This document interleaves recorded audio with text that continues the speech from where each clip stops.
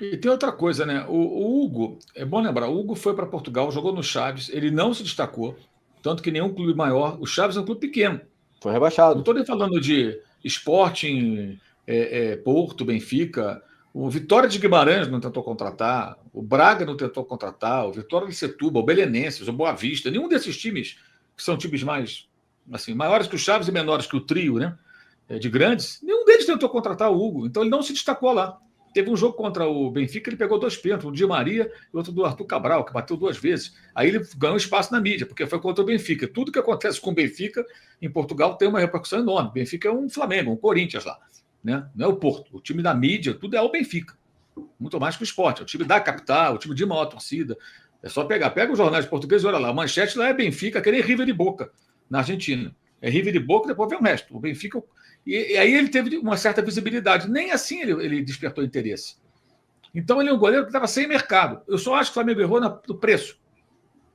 Ainda mais tratando um clube complicado em pagamento, como é o caso do Corinthians. Deveria ter colocado tipo 5 milhões de euros e depois discute.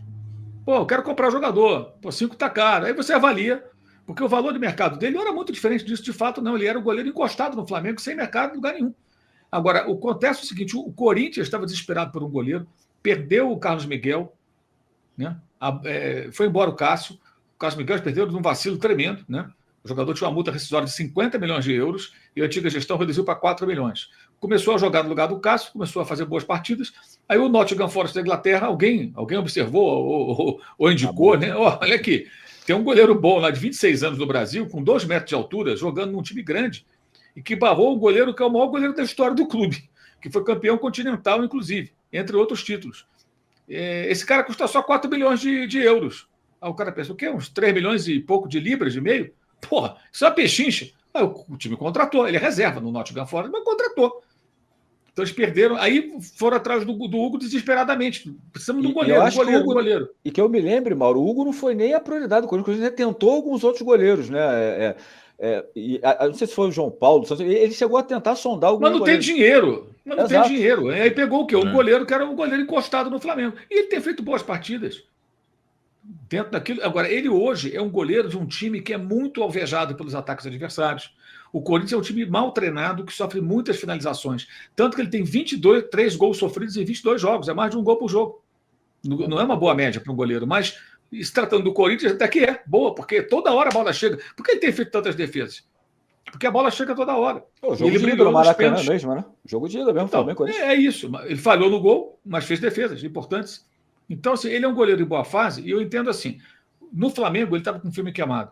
O Corinthians é bom para o Hugo é bom para o Corinthians. Ponto. Deixa o cara seguir a vida dele, gente. Desapega de jogador. Deixa o rapaz seguir o caminho dele. O caminho dele não é o Flamengo, o caminho dele é o Corinthians. Deixa ele ser feliz. É uma coisa meio egoísta também, sabe? Deixa o cara, segue o caminho dele. O Flamengo tem o seu goleiro lá e vamos embora, siga o caminho. Agora, a questão do pagamento é outra história. Né? Vai ter que pagar. E tá barato, amigo. Tá barato, nem assim consegue pagar. Esse que é o pior, isso que eu acho mais constrangedor. Todo mundo acha que tá barato, sabe que tá barato, porque como ele está em boa fase, ficou barato. Assim, o valor de mercado, quando ele foi, eu não acho que seja errado. É mais ou menos o que ele valia. Só que com as boas atuações, ele se valorizou. Então ficou barato. Então compra, porra. Paga logo, mas não paga. É a história do condomínio, gente.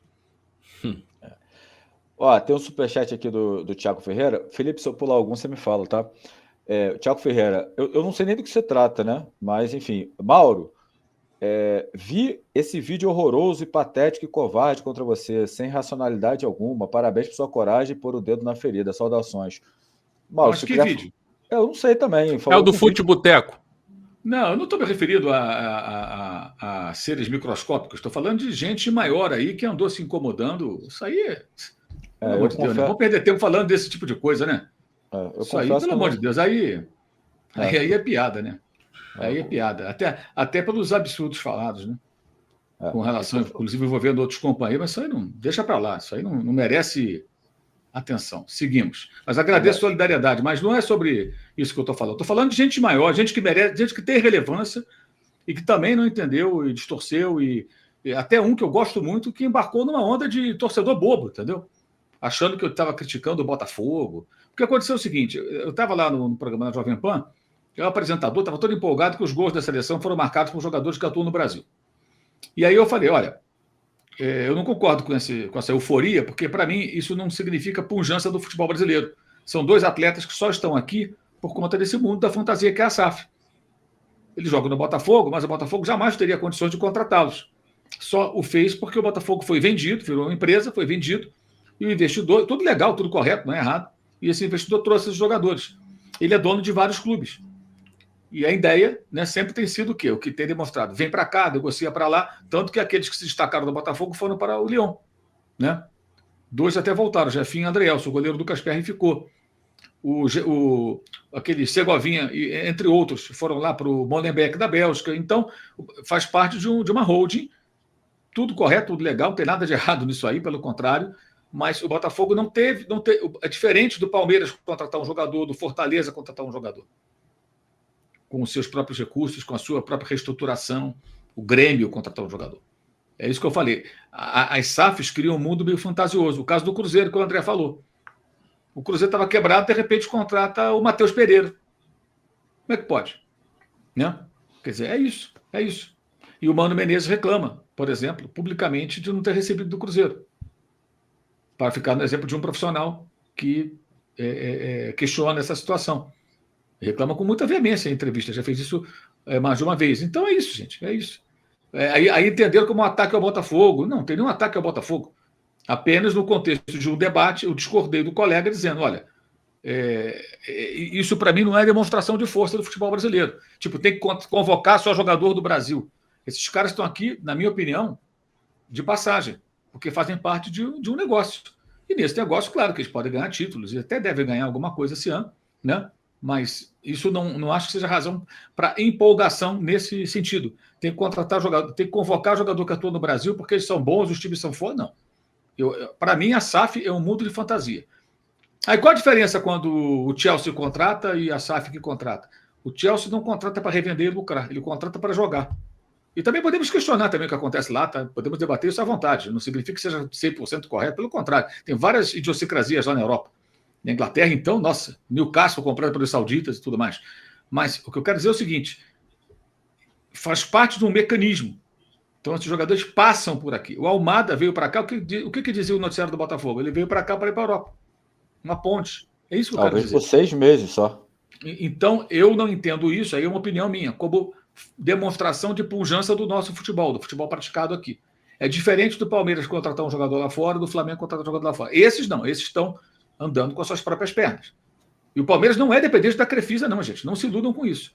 Se amanhã a Leila Pereira tirar o patrocínio de suas empresas, o Palmeiras vai arrumar igual ou melhor. O Palmeiras está no principal mercado do Brasil, é um clube vencedor, com estrutura, paga em dia, ótimos jogadores e muita torcida. Isso é uma besteira achar que o Palmeiras não é dependente dela. Não é mesmo. É uma bobagem achar isso.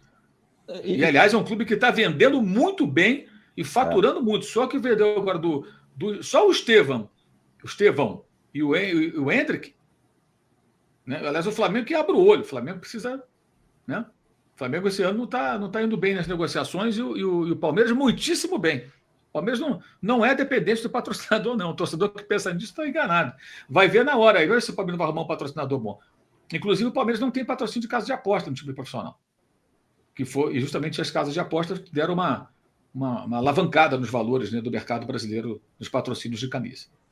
Alô, tropa da S1 Live. A propaganda é a alma do negócio. Quer ver a sua marca estampada aqui diariamente na S1 Live? É só chamar agora no e-mail contato@s1live.com.